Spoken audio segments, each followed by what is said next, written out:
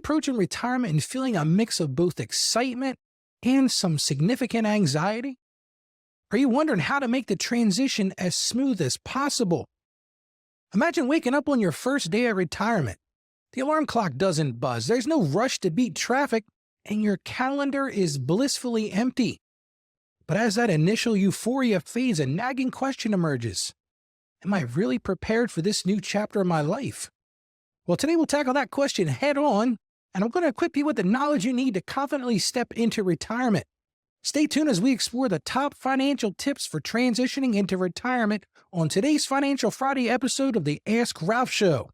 Before we jump in, let's remind you that in yesterday's episode, we discussed where you should pull your money first in retirement to optimize your taxes. If you missed it or want to revisit any of our previous episodes, remember you can find them all at AskRalph.com. Now let's hear from one of our listeners. This call comes from Jennifer in Claymont, Delaware. Hello, Ralph. I hope I'm doing this right. Here's my question for you. I'm turning 62 next month and seriously considering retirement. My husband and I have been diligent savers, but I'm still nervous about making the leap.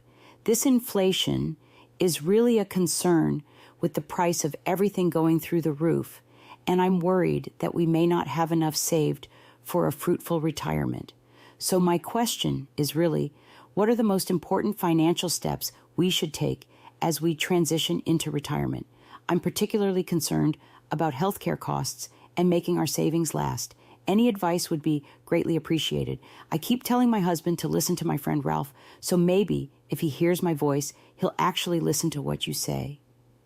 Thank you for being a strong voice of faith and really helping me navigate this new season of my life.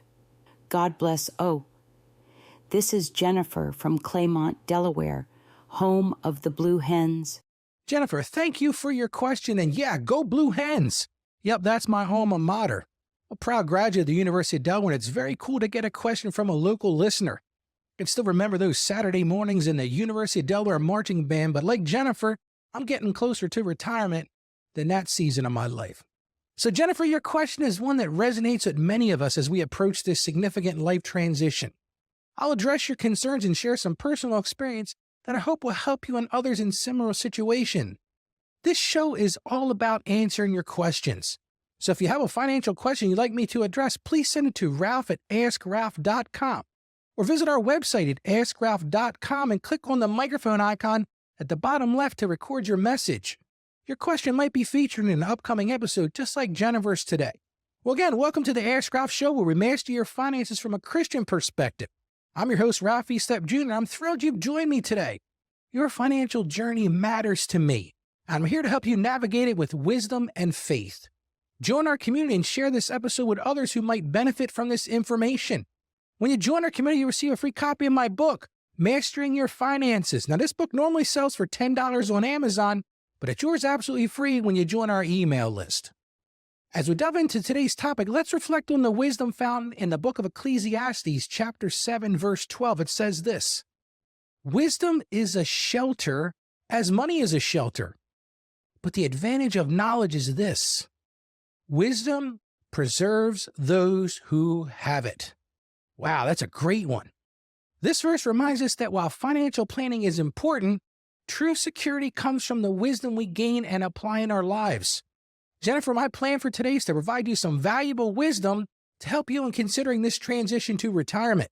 Jennifer, let me address your question and explore the top financial tips for transitioning into retirement. I've learned this throughout my career working with individuals, and I've come up with this list to help you. Number one thing you've got to do, you've got to assess your current financial situation. You got to know your current position before you can plan for the journey ahead. That's just a fact. The first step in preparing for retirement is to set a clear picture of your current financial state. This means taking stock of all your assets, all your debts, and your income sources. You got to be specific. List out your retirement accounts, your savings accounts, your investments, and any pensions or Social Security benefits you expect to receive in the future. Listen, I just worked with a client in doing this, and he shared with me that when he first sat down to do this for himself, it was a bit overwhelming, but he found it incredibly empowering.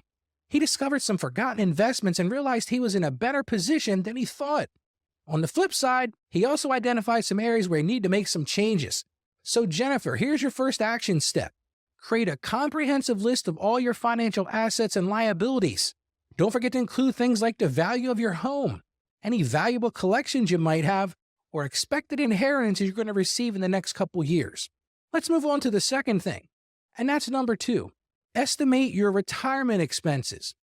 You need to estimate how much money you'll need in retirement. Now, this can be tricky because your expenses will likely change. Some costs may decrease, like community expenses, while others, like healthcare, may increase. And listen, I deal with this every day. My older clients, most of their money goes towards medical, for insurance, and all those kind of things. So you've got to plan for that. So go back to my client I talked about earlier. When he was planning his retirement, he really underestimated how much he'd spend on travel and hobbies. He was always dreaming of visiting the Holy Land, and he didn't account for how much that would actually cost. So make sure you factor in both your needs and your wants. You want to live a healthy and fun retirement. So here's your next action step, Jennifer. Create a retirement budget. Start with your current expenses and adjust them based on how you expect your lifestyle to change in retirement. It's going to change. Let's move on to number 3, and that's develop a retirement income strategy. So once you know how much you'll need, it's time to figure out how you'll generate that income to make it happen.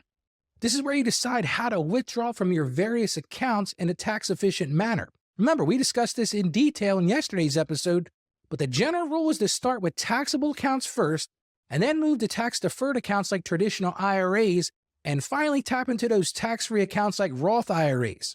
I've had many clients make the mistake early in their retirement of withdrawing too much from their tax-deferred accounts, which pushed them into a higher tax bracket.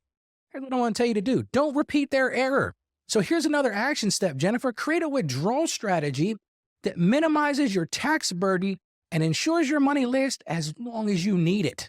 So let's look at number 4. We kind of talked about this a few minutes ago, and that's consider healthcare cost. Jennifer, you mentioned being particularly concerned about healthcare costs, and you're right to be. Healthcare can be one of the biggest expenses in retirement. If you're retiring before 65, you're going to need to bridge the gap until you're eligible for Medicare. Remember, Medicare starts at 65. So this is where you want to look into COBRA coverage from your employer. Now, it gets expensive. You want to look at that closely. You also might want to look at individual health insurance plans. Once you're eligible for Medicare, understand your options for that supplemental coverage. That's a whole minefield in itself. I was meeting with a client a few weeks ago who shared his story related to this very issue. He had a wake-up call a few years ago when he needed an unexpected surgery. His Medicare Advantage plan covered most of it, but he still had significant out-of-pocket costs. It reinforced for him the importance of having a robust health savings account or an emergency fund for medical expenses. You know, I always talk about those emergency funds. So Jennifer, here's another action step. Research your healthcare options and factor these costs into your retirement budget. You also want to consider long-term care insurance as well. Done a few episodes on that, but maybe it's time to revisit that. And number 5, review and adjust your investment strategy. As you transition into retirement, you'll likely need to adjust your investment strategy. The goals shift from accumulating wealth to preserving it and generating income. However, this is a big deal. Don't make the mistake of becoming too conservative. With retirements potentially lasting 30 years or more, you still need some growth in your portfolio to outpace inflation. I found success with a balanced approach, keeping a mix of stocks for growth and bonds for stability. But remember, everyone's situation is different, so consider consulting with a financial advisor to determine the right strategy for you. So Jennifer, here's another action step. Review your asset allocation and make sure it aligns with your retirement goals and risk tolerance. Now, that's a fancy way of saying meet with your investment advisor and make sure you've got a good plan moving forward. Map out a good strategy. Let's move on to number 6. And that's create a Social Security strategy. Deciding when to start Social Security benefits is a crucial decision. You can start as early as 62, but remember, your benefits will be reduced. 25% actually. If you wait until your full retirement age, which is going to be between 66 and 67 or a little bit after, depending upon your birth year, you'll receive your full benefits. But here's something a lot of people don't know. But if you delay those benefits until 70, you're basically going to increase your benefits for the rest of your life. It's all a big hassle. You got to look through it and figure out what's best for you. Now, I've got many clients that have chosen to delay their benefits until 70, and it's made a significant difference in their retirement income.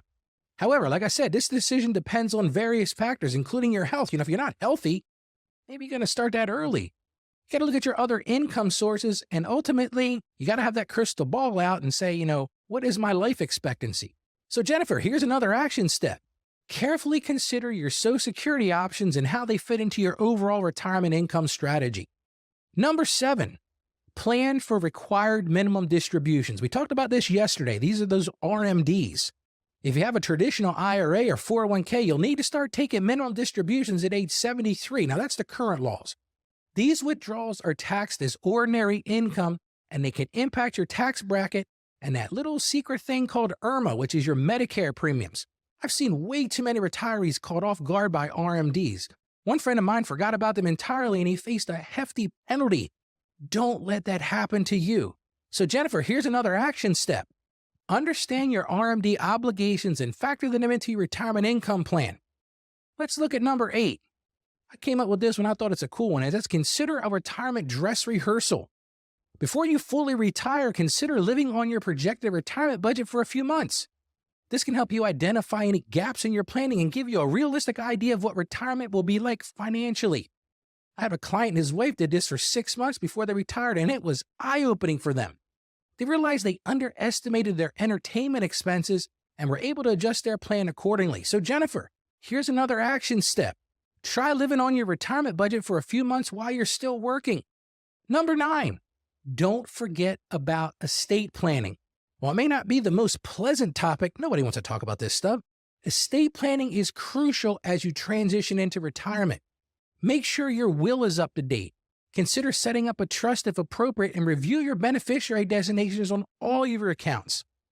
Truth is, I recently updated my own estate plan and found it gave me great peace of mind knowing my affairs are in order. And that's something I'll be talking about on tomorrow's show, those 7 documents you need to keep. So you make sure you listen to tomorrow's show. So, Jennifer, here's another action step. Review and update your estate planning documents. And number 10, yes, we're at the end, stay flexible and be open to change. Finally, remember that retirement planning isn't a one-and-done activity. Life changes. Markets fluctuate and new opportunities arise. You've got to stay flexible and be willing to adjust your plan as needed.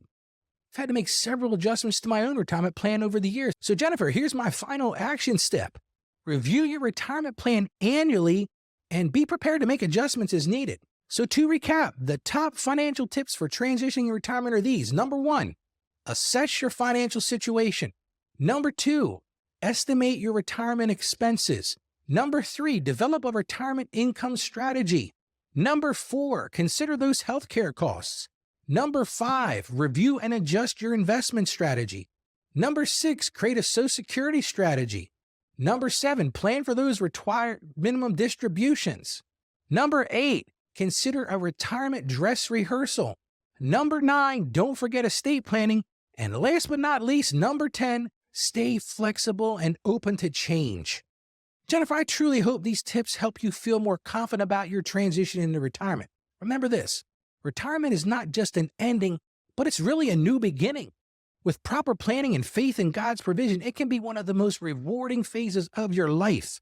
And if you'd like personalized help with your retirement transition or any other financial matter, I invite you to schedule an appointment with me. Just go to AskRalphPodcast.com/store and book your session. And as I talked about, tomorrow we'll be discussing what are the 7 documents you should always keep.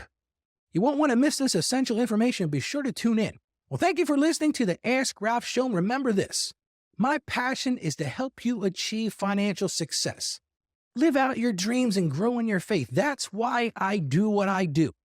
So until next time, my friends, stay financially savvy and God bless you. Thank you for joining us on the Ask Ralph podcast. And with a simple click to subscribe, we'll invite you back to our next episode. And remember, financial issues don't have to be complicated. Just ask Ralph. The information contained in this episode of Ask Ralph is based on data available as of the date of its release. Saggio Accounting Plus and Ask Ralph Media, Inc. is under no obligation to update this content if changes occur. Applying this information to your specific situation requires careful consideration of all facts and circumstances, and any information provided is not to be considered as financial, tax, or legal advice. Please consult your tax advisor or attorney before acting on any material covered.